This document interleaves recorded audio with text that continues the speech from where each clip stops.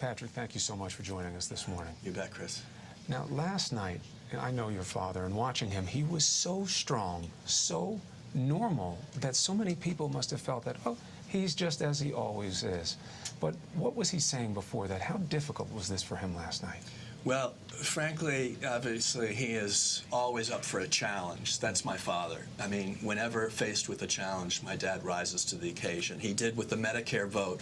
It was 59. They needed 60 for the vote to make it cloture, to save Medicare from privatization. My dad rose to the occasion. He came down, cast the deciding vote. This is another occasion. He wanted to be here to illustrate that this was another epic moment in the history of this country when there was a real passing of the torch to a new generation. You know, my cousin Caroline really elucidated when she wrote her op-ed and said that never has she seen in her lifetime a time when more people were coming up to her and saying they hadn't felt this way since they had been around during the time of her father. And really, Barack Obama was inspiring people and getting them back into politics. And my father, more than anyone else, has seen the history of this country since his brother was in politics. And people were criticizing Barack for being too lofty and having ideals that were too high. And, you know, my father could speak to that because he can say to the American public, listen, I know what it is to have someone who would speak lofty ideals, and that's not a bad thing. In fact, we need a president who can lift this country up and lead it to the future. And that's what he said last night, really helping to put history in context and making it such that Barack can show the American people it's all right to have a president who can, you know, have high ideals so that the American people can have a leader and know that that's the kind of leadership we need for the future. And I think the message meant a lot more last night because of the duress that your father is under. I mean, just to be clear, that was not easy for him last night. Well, you know, it's, you know, American people are suffering right now, and I think it means a lot to them that my father dug down deep himself. And you know, this is an election where everybody is trying to make ends meet. You know, foreclosure is all-time high. Health care, people are struggling. My dad's #1 priority is health care. You know, in a kind of way, this is an irony. He is fighting for his own health. And, you know, fortunately, he's able to get health care. And he's always said to me, you know, if members of Congress could have health care, American people deserve the same health care. That's what's in our platform here at the Democratic Convention. And when he's chairman of the Health Committee with Barack Obama as president, he intends to deliver on that promise. And he's already writing the bill.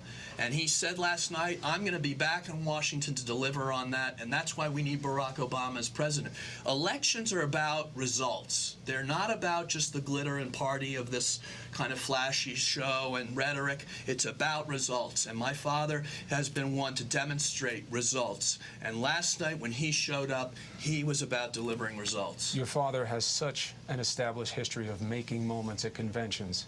Even though that speech was barely 7 minutes last night, do you think that, in some ways, it was the biggest night he's ever had? Well, I heard someone say it was like a Michael Phelps moment in legislative parlance and in politics parlance.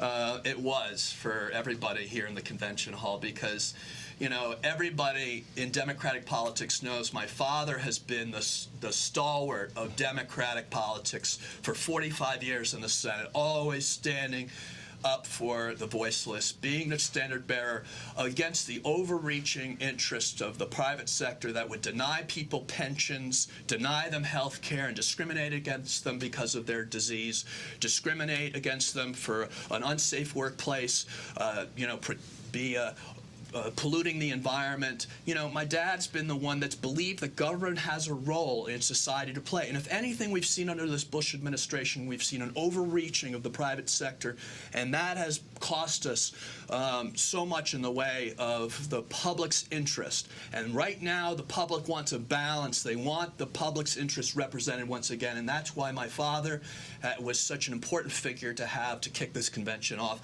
And he is being celebrated. His politics politics has come back into center stage again.